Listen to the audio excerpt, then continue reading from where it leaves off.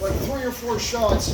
After that third or fourth one, at the very least, I want to try to actively sell. I want to try to create some space, and then if he comes back, then maybe I can try to fire one off. Now he might like take back up on me, and also you don't have to die after one shot. After one shot back, sometimes like if it's a big shot, like if I just laced him with the chop that was okay, and then he comes off the ropes with the elbow, like just off the momentum, boom, oh, yeah. Once again, that's sort of a situational, but you don't want it to go. You don't want it to go much past 3 or 4 before you react in some way. Whether that's selling away and creating distance, whether that's starting to fight back like one shot, and then he has the option of fighting back. And depending on how that shot goes, you can keep fighting. A lot of the times, I know I've told you before, like if you're gonna fight back, keep fighting me until either I call a spot, or you call a spot because we've gone all the way to the ropes, or I stop you. Yeah? And you know what makes it so great on that? If we're fighting back, if he's fighting because maybe he feels he's taking too much heat, and I'm the heel, and I'm like, I'm not ready for him to mount his comeback, we don't have to worry about anything else. That is the spot. Yep. The spot is right there and showing that, because no one wants to see your turn, my turn. It's definitely a struggle of power. You know what I mean? So when you were in there, I just saw that you were just okay. You were just letting them beat you up, which is fine. Let them take the lead, but you still have to actively show that you are still in the fight.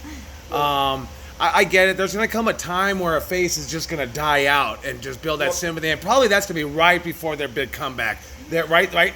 Hogan's got them down, and or Hogan's his arm lifted. He's just fought, and it's got shut down again, and now boom, he's in that choke, and he's having a life squoze right out of him.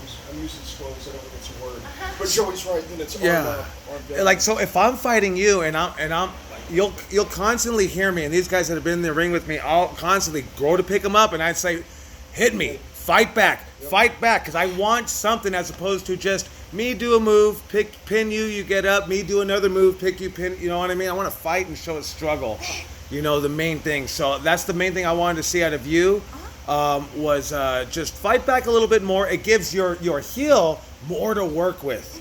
Definitely does. And I don't know what you told them today, but their selling was on point.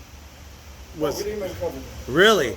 So your guys, like all three of you, especially you two right here, like your selling was just really on point. That's what it's about. Yeah, we can all take a bump and get back up off it. We've trained for it. Of course we can do it. But when you show us that this shit is painful, I start going, damn, that looks like it hurts. I start feeling it as a fan. If I'm watching, I start feeling that. Now what happens, I start building that empathy and that sympathy for you and saying, come on, this guy's a mean motherfucker. He sees me, beat his ass, hit him, and every time you try to hit him, he's got one bigger to hit you with.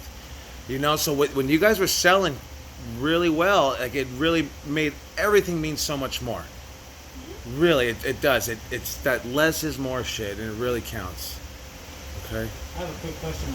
So the handles. I thought that was always the baby face there, but I was definitely a fucking bull. Like I was the gatekeeper. Like if you got past me, you read your fucking way shoes.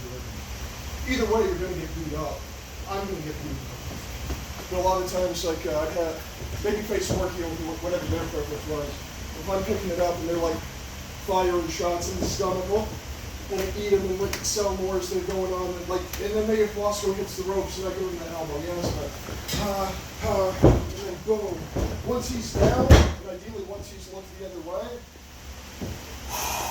I'll sell bigger then. Like I'll register everything, or even if it was like face shots at the end before you hit it and I stopped him, or even if we're doing a 1-2, like you and I did, like a 1-2, 1-2, 1-2, shot, even if I just shut you down there, when you bump, I gave you that lariat and I didn't cover you immediately because